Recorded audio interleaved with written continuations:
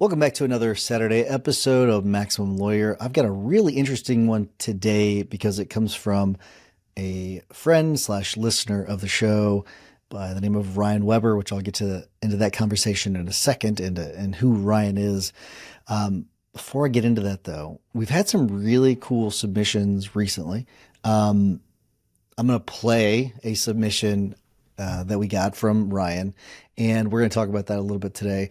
But I would love to hear from if you have anything that you'd like for me to discuss on the show. Just shoot me a text, 314-501-9260. It doesn't have to be in audio format.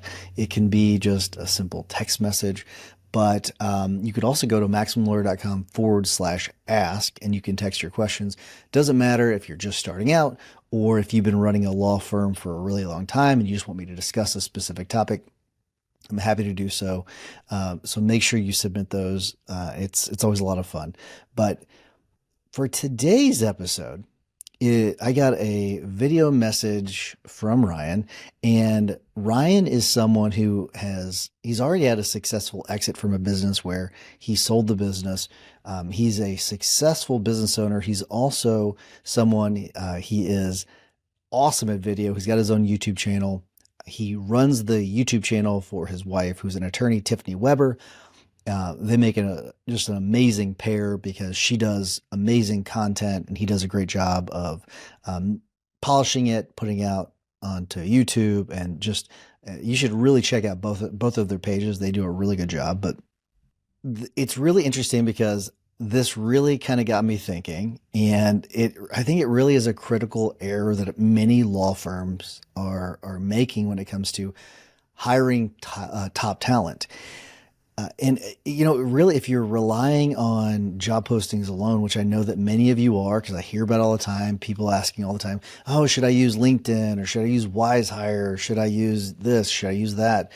And I'm going to go through, I went and actually wanted to look all this up because I kind of thought about, who are our best hires. And I'm not saying people that we got through job boards aren't also awesome, which we found some really good talent, but we found some really good talent through networking as well.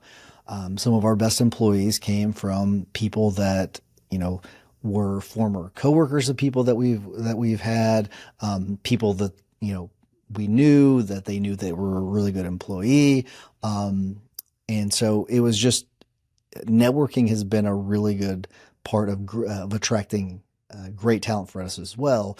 So it was something really interesting. And I wanted to see if there was any truth to this. And so some of the stuff I found was pretty interesting. And I do think that Ryan is correct that we shouldn't be relying on just job boards and everything else. And we really should be going out and finding top talent and being our own headhunters. I think it's a really interesting point.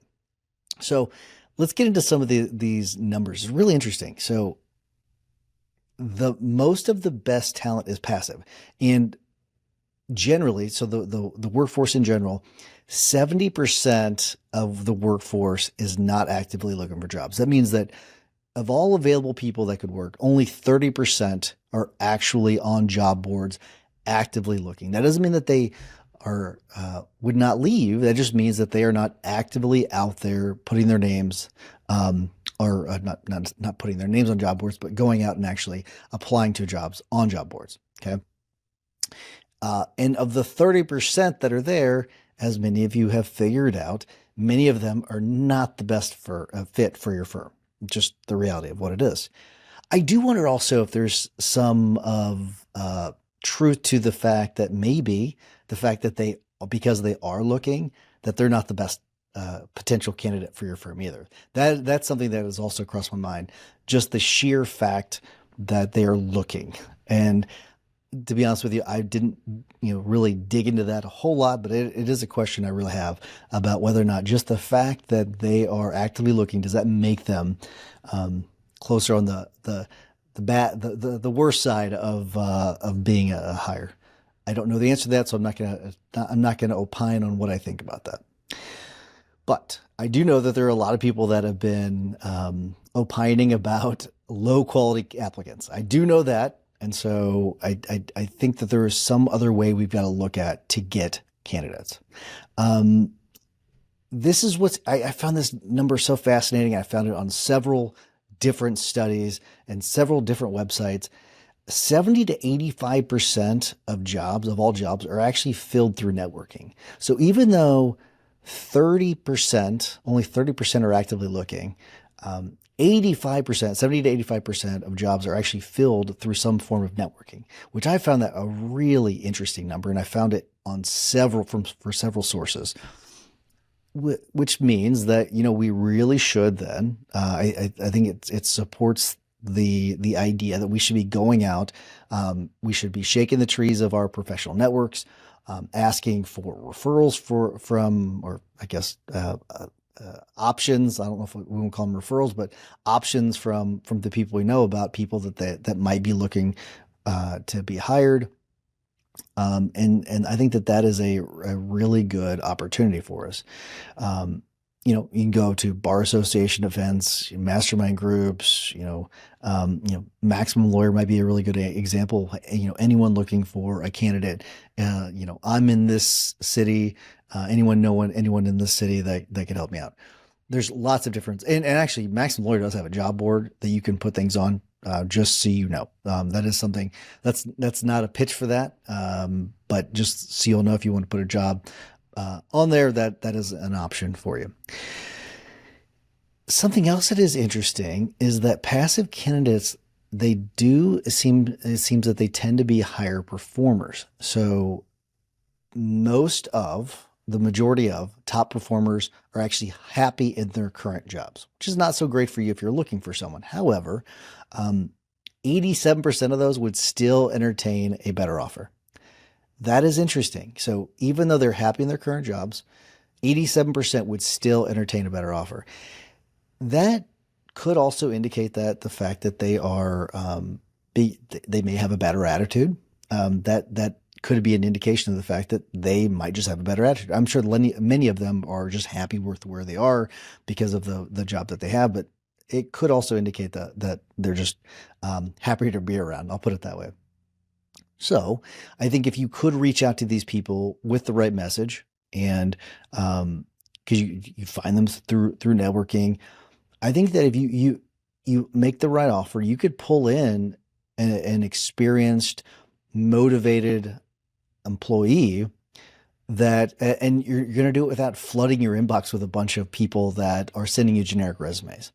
I do think that, going to different events, reaching out to people that asking for that could get you those higher quality people that might be interested in your firm. One of our best employees, I do know that she's a case manager. We found her because we were asking our office administrator, hey, like, does anyone know? And so it was one of the people that she worked with previously, and she knew that she was a really good employee.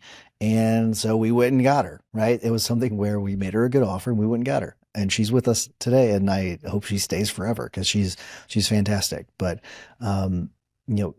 utilizing your top talent that you have in your firm to then go out and try to find people that they know is another good source of doing that.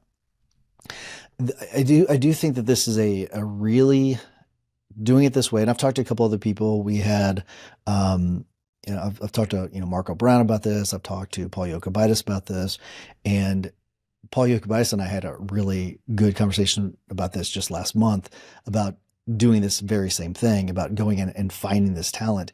And it will give you a massive competitive advantage over firms that are just going to job boards and putting up their job, and they're going to be getting a different candidate pool. But if you really limit yours down to just top talent, you're going out and trying to find that top talent. Just imagine, like, and even setting aside the whole idea that you're going to be getting your inbox flooded with a bunch of, just generic resumes that really are just looking for any job that they want. I mean, you're just making your talent pool only A players.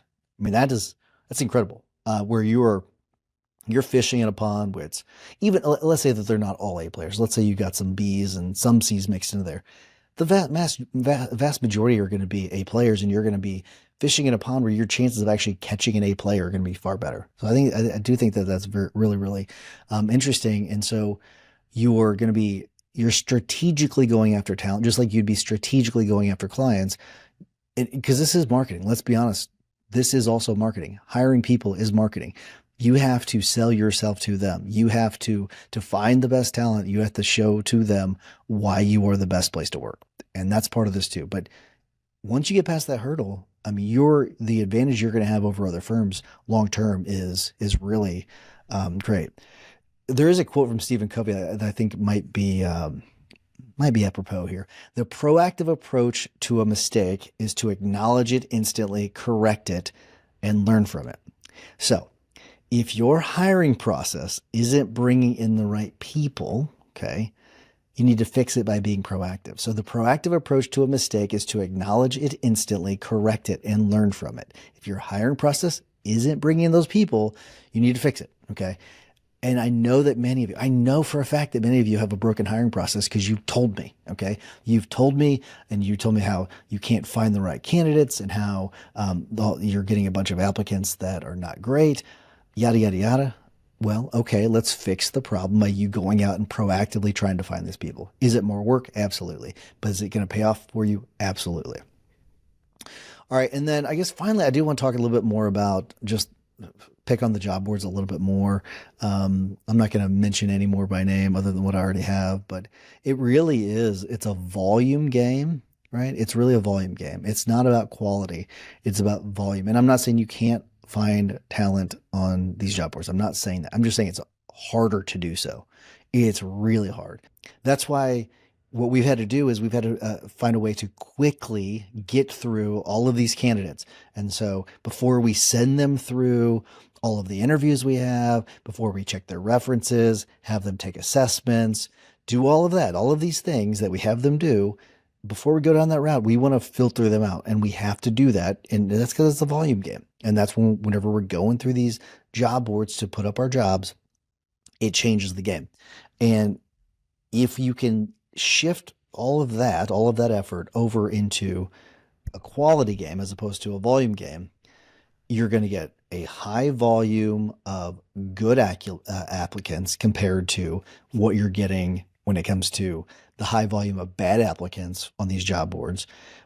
It's going to mean you're going to have also more time screening. So even though it's, I guess high volume, I'm really saying proportionately high volume, not necessarily an actual high volume, just so you know. So I'm clarifying on that. But that means you're going to have more time screening the applicants because you're going to be looking at fewer qualified candidates, which is going to be, that's a massive benefit too. So not only are you targeting the best talent, it's going to save you. So you're increasing the chances of actually getting top talent, but you're going to be saving yourself a lot of time. So do the direct outreach, do the networking, do targeted hiring. Something else you could do is I love this whole idea of if you interact with someone in your business in some capacity and you have a great experience with them, I am a firm believer in reaching out directly to them and seeing if they're looking. Now, I would not recommend doing this if it's one of your major referral partners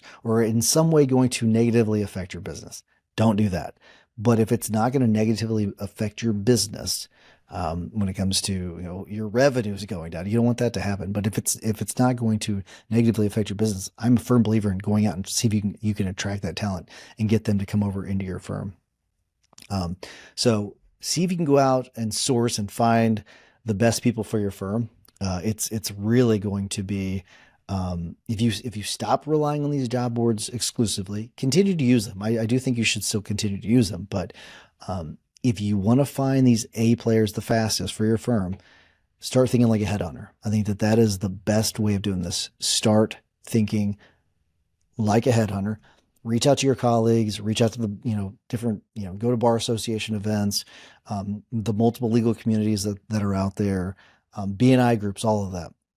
Actively recruit to find that top talent, and really start thinking long-term about it, as opposed to, I do think that sometimes we're in such a need sometimes to hire people that we we think of hiring as more of a short-term thing. So look at it more of a long-term thing.